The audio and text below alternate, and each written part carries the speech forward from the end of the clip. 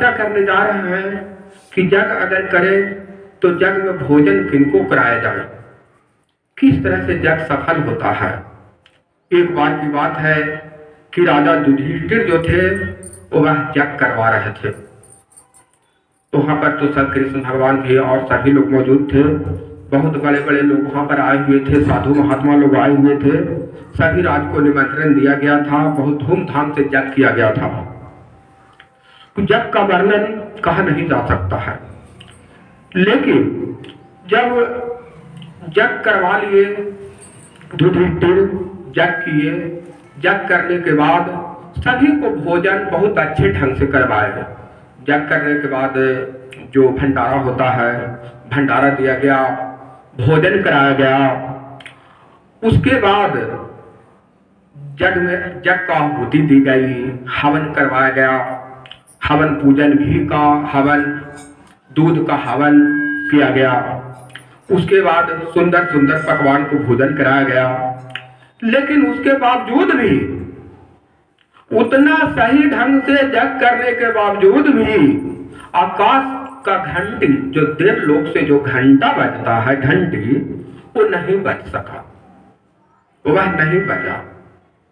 जब जग की पूर्णाहुति होती है, जब अच्छे ढंग से जग हो पाता है, तो उस समय आकाश से वह घंटी बजाया जाता है देवलोक की तरफ से। थोड़ा सा कम कीजिए, आपको पहले भी कहा है कि कम कीजिए, कम कर।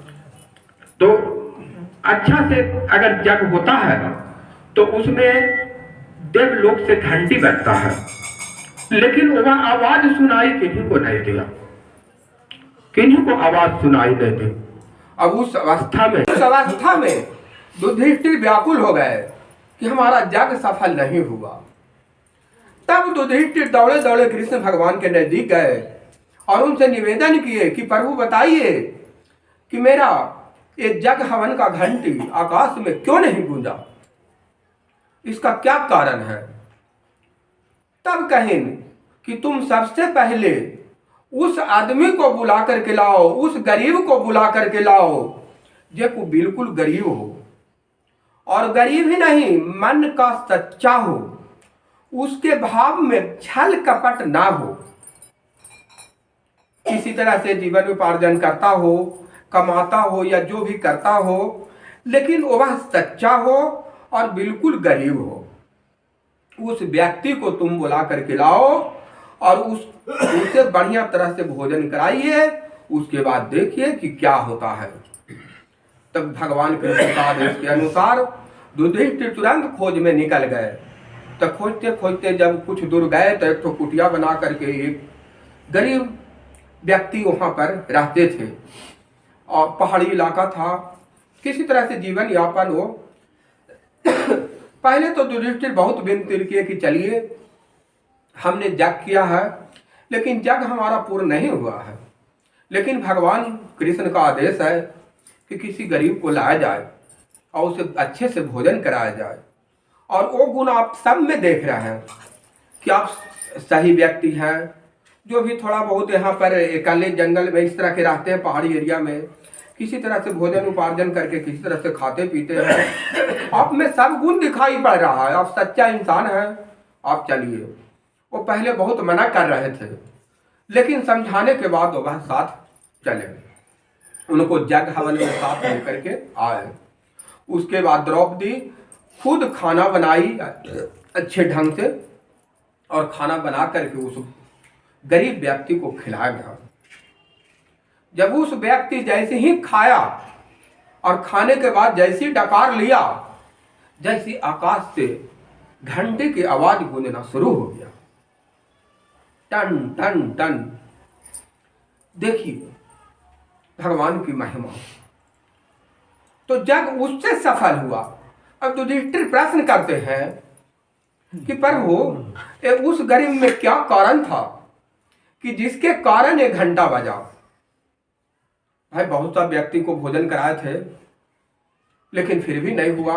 एक गरीब को भोजन कराने पर एक कैसे बच गया। ब्राह्मण लोग थे, बहुत सा लोग थे, लेकिन ये कुछ नहीं अथी हो पाया, और देवता लोग खुश नहीं हो पाए।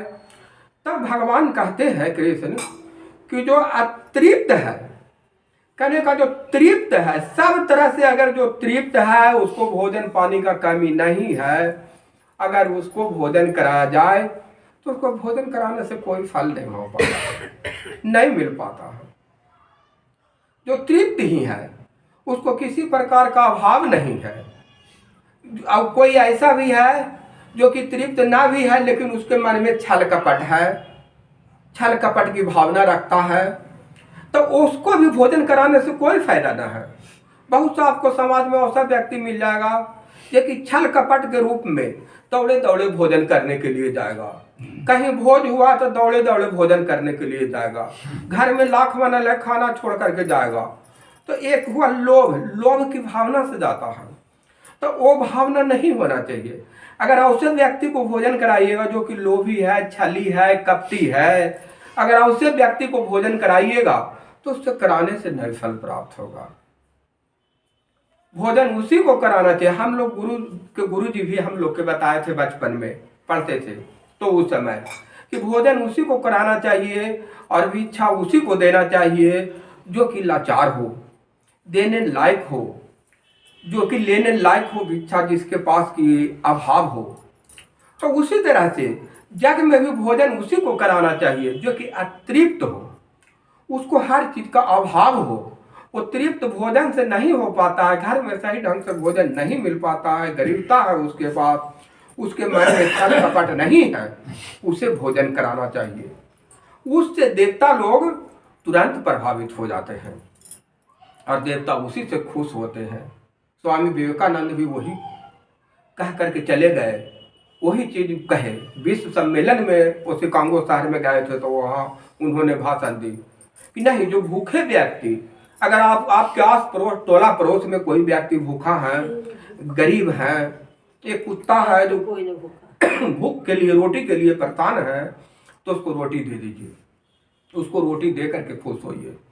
वही सबसे बड़ा जग है, सबसे बड़ा जग वही है, सबसे बड़ा दान वही है और सबसे बड़ा धर्म वही है कि भूखे को भोजन कराइए।